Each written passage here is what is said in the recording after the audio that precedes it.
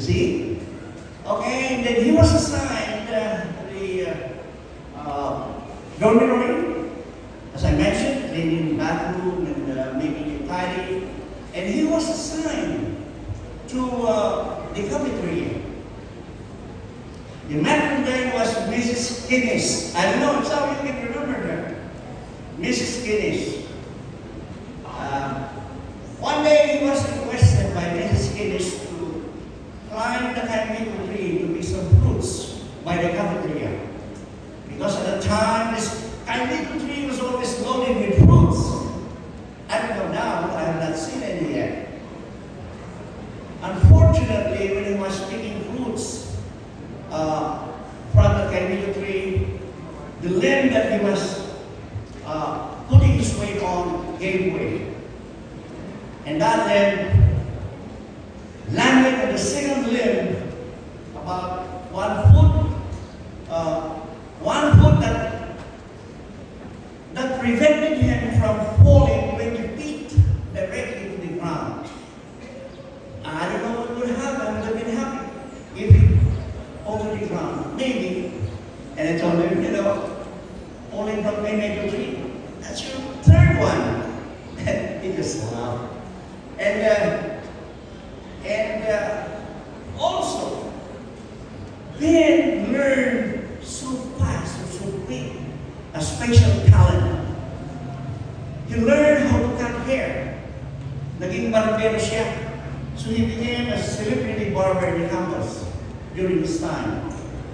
So on Fridays, students would come to him. Teachers and even the principal would cut their hair. And he remembered, he said, since he grew up the life of frugality, he would keep the money that he received from that barbering venture. And how much did he receive for cutting hair? 25 centavos per head at a time. But then, matipid si Ben. So he started to drop his coins in the piggy bank. Yung alkansya. So he collected lots of those coins during that barbering time. One summer, he decided to go home to see his family. He didn't think about buying something, but instead he brought that alkansya or piggy bank with him.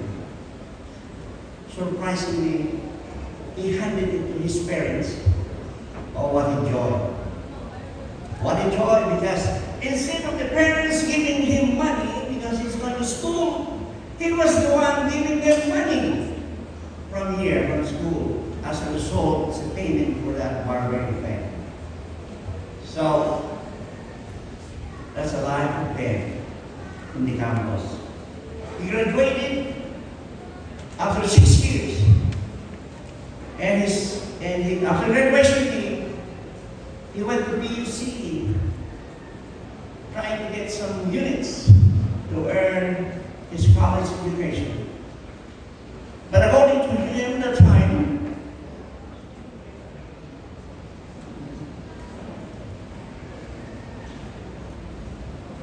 according to him, spending so much time in college would delay the answer of the call because he was called to start working. Okay? So he quit his college days, and maybe 2 or 3 semesters. He wasn't able to finish college just like me. See? But then he answered the call, and he started a work as a literature evangelist at Central Luzon Mission. For 11 years, he worked hard as a co-worker, bringing those printed pages to those people who needed them as a fulfillment of Ellen White's message in her book, Christian Service. After 11 years, Ben was invited by his former colleagues who worked at the publishing department to come to America to do canvassing work over there. But he said, I have no money. How can I go there? Of course, you have to apply for a visa. Then he went to an agent, travel agent, and he said, if this is God's plan, I will be able to go to America. See?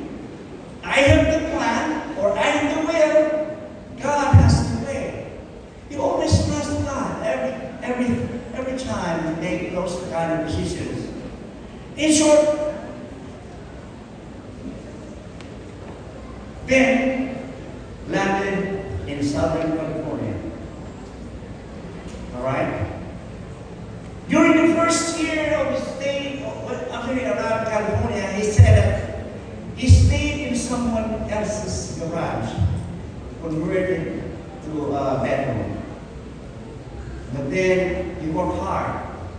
He braved the heavy traffic of Los Angeles, from Glendale to Santa Monica to San Bernardino to Loma Linda.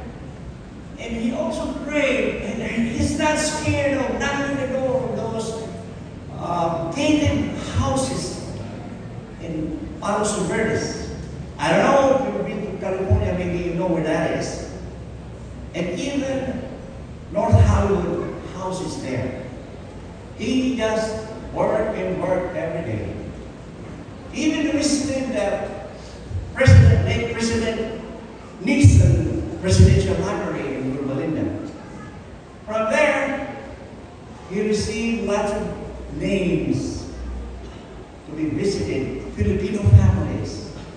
And he was very thankful for that person who provided names to be visited by him. By the way, I remember, please extend my 100 times thank you to everyone who attended this Temia.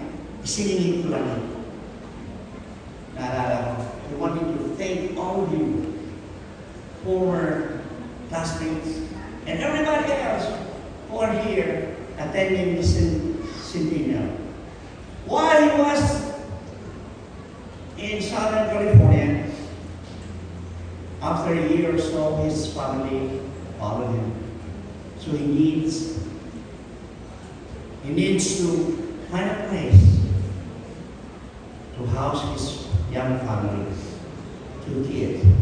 So he moved to Glendale so that his children would go to Glendale Adventist Academy. But there was one miracle, or miracle after miracle happened to his life while he was in Southern California. Very clearly, when he was telling me this story, he said one day he was worried because he did not have the money to pay for the apartment rent. But he always trusted the Lord will provide. So he kept on working day out, day in and day out. And he saw a name on the list of the names. He said, I would like to try to visit this couple. He placed a call, no one answered. But he wanted to visit the neighbor. He was amazed when he was approaching the house because the door was already open. So that's already -1 for the operator. You didn't have to knock at the door, right? And also the owner of the house was there in front of the door of the house, waiting for someone. Ben didn't know that he was the person that they were waiting for. For what? He didn't know them. They didn't know him. But when he approached this couple, they were smiling. Something happened. And then he was cordially invited inside the house, sitting on the sofa, and the wife started talking. started going. And Ben was surprised. Oh, so what happened? He just listened. It's nice to listen. And then he said, oh, she